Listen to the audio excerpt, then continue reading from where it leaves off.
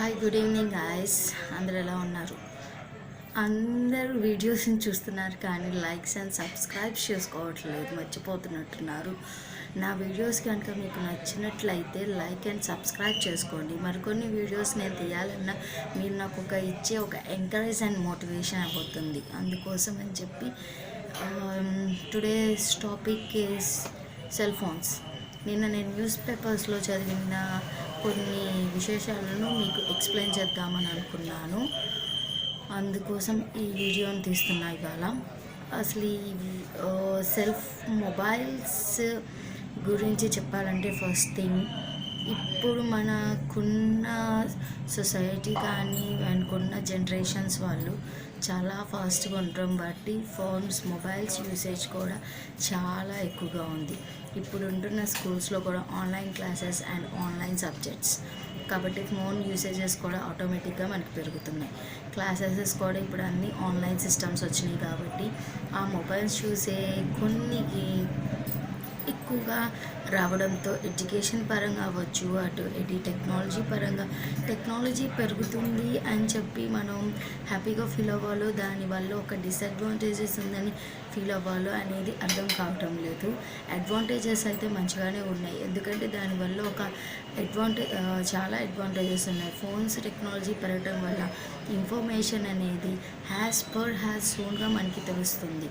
కాబట్టి ఎంత క్విక్గా మనకి ఎంత రియాక్షన్స్గా బాగా తెలుస్తుంది అంటే ఇన్ఫర్మేషన్ అనేది వితిన్ సెకండ్స్లో ఏ ఇన్ఫర్మేషన్ అయినా either education or either any political or any some information అనేది మనకి తెలుస్తుంది. మంచి ఇన్ఫర్మేషన్ కూడా ఉంటుంది, దాంట్లో బ్యాడ్ ఇన్ఫర్మేషన్స్ కూడా ఉంటాయి. బట్ ఏంటంటే ఫోన్స్ అనేది కొద్దిగా యూసేజ్ తగ్గించుకోవడం వల్ల మన హెల్త్కి బెనిఫిట్స్ ఉంటాయి. యూసేజ్ పెరుగుతుంది. డైలీ లేచిన దగ్గర నుంచి ఫోన్ లేనిదే ఎవ్వరూ పని చేయలేము. ఈవెన్ కిడ్స్ అయినా స్టూడెంట్స్ అయినా ఎవ్వరూ చేయలేరు. మొబైల్ ఫోన్ లేకుండా ఈ రోజుల్లో ఎవ్వరూ లేరు. స్మార్ట్ ఫోన్స్ బాగా ఎక్కువైపోయినాయి. ఈ కీప్యాడ్ ఫోన్స్కున్న రేడియేషన్ చాలా తక్కువ కాబట్టి ఆ రోజుల్లో కన్నా ఈ రోజుల్లో ఎక్కువ హెల్త్ ఇష్యూస్ రావడానికి main causes cell phones, smart phones. దీని నుంచి వచ్చే రేడియేషన్ అనేది మన హెల్త్ మీద పడుతుందంట. దాని నుంచి మనకి హెల్త్ ఇష్యూస్ అనేవి బాగా ఎక్కువైపోతున్నాయి. ఇప్పుడున్న ఫర్దర్గా బాగా ఈ జనరేషన్లో ఎక్కడ చూసినా మనకి హెల్త్ ఇష్యూస్ ఉన్న వాళ్ళే ఎక్కువగా కనిపిస్తున్నారు. ఆ హెల్త్ ఇష్యూస్ ఎందుకు వస్తున్నాయి అంటే depends upon this mobile own the smart phones. The smartphones usage is best thing. I don't tell don't use these cell phones, but you have to use some much better. ఎక్కువగా use చేయకుండా కొద్దిగా use చేస్తూ ఏదైనా అవసరం అయితేనే దాన్ని ఎక్కువగా use చేసేటట్టు కొంచెం లైఫ్ స్టైల్లో మార్చండి.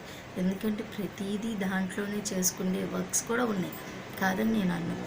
బట్ కొంచెం తగ్గిస్తే హెల్త్ ఇష్యూస్ అనేవి తగ్గే ఛాన్సెస్ ఉన్నాయంట మనకి. ఈ హెల్త్ ఇష్యూస్ దేని నుంచి వస్తున్నాయంటే ఆ మొబైల్ రేడియేషన్ నుంచి వచ్చే దాని నుంచి పిల్లలకంటే ఇప్పుడు ఆటోమేటిక్గా స్మార్ట్ ఫోన్స్ అలవాటయ్యి కిడ్స్ దగ్గర నుంచి అండ్ ఒక ఏజ్ వాళ్ళ వరకు బీపీ అండ్ షుగర్స్ అనేవి ఆటోమేటిక్గా పెరుగుతున్నాయంట లెవెల్స్ అనేవి.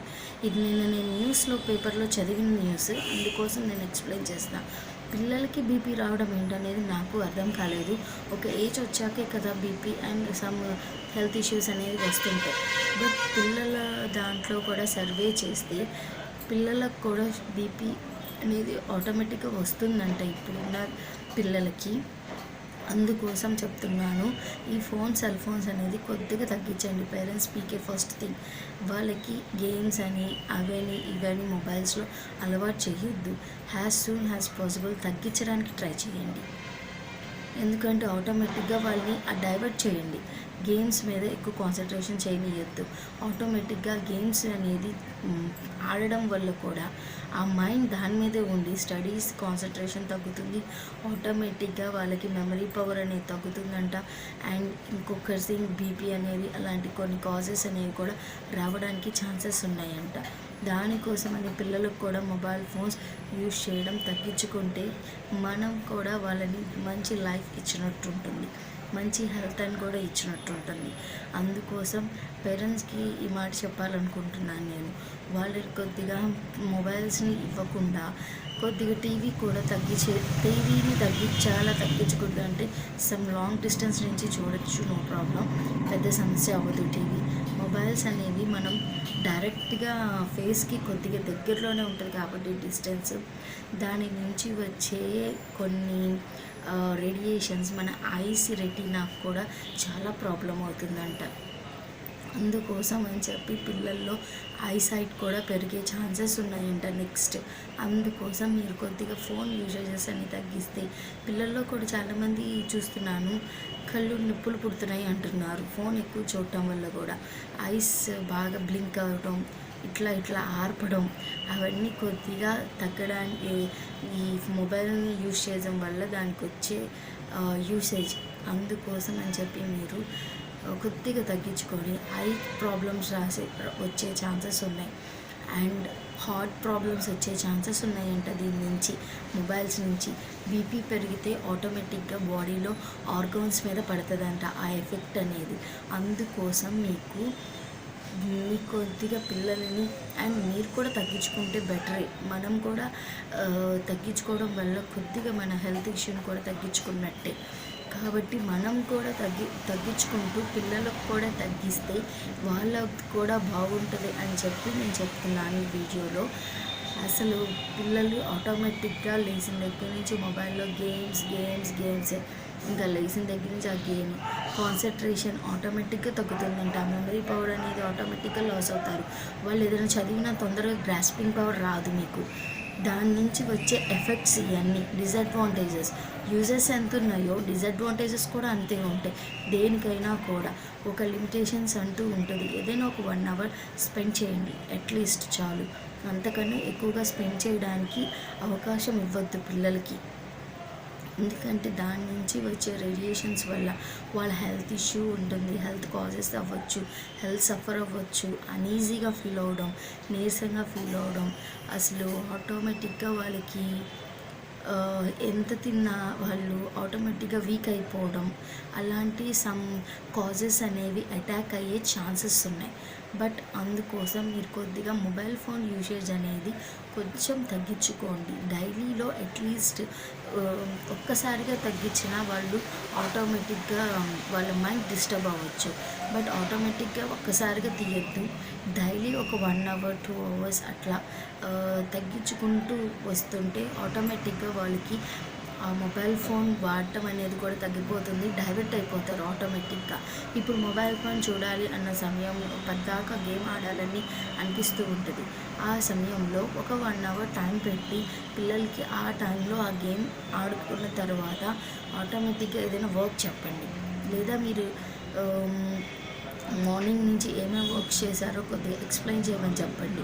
అవి వాళ్ళు గుర్తుపెట్టుకుని వాళ్ళ గ్రాస్పింగ్ పవర్ అనేది ఆటోమేటిక్గా పెరిగిద్ది. మార్నింగ్ నుంచి point to point, each to each every వర్క్ని ఎక్స్ప్లెయిన్ చేయాలి. ఆటోమేటిక్గా వాళ్ళకి గ్రాస్పింగ్ పవర్ అనేది పెరగడానికి ఛాన్సెస్ ఉంది. ఎందుకంటే మొబైల్లోనే ఉండడం వల్ల గ్రాస్పింగ్ పవర్ తగ్గుతుంది, మెమరీ పవర్ తగ్గుతుందంట.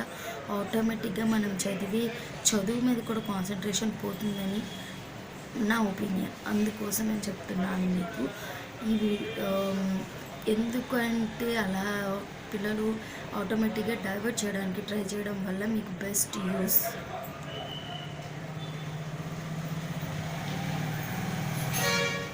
దాన్ని అండ్ ఇంకా బెస్ట్ యూజ్ అనేది కూడా ఉంటుంది.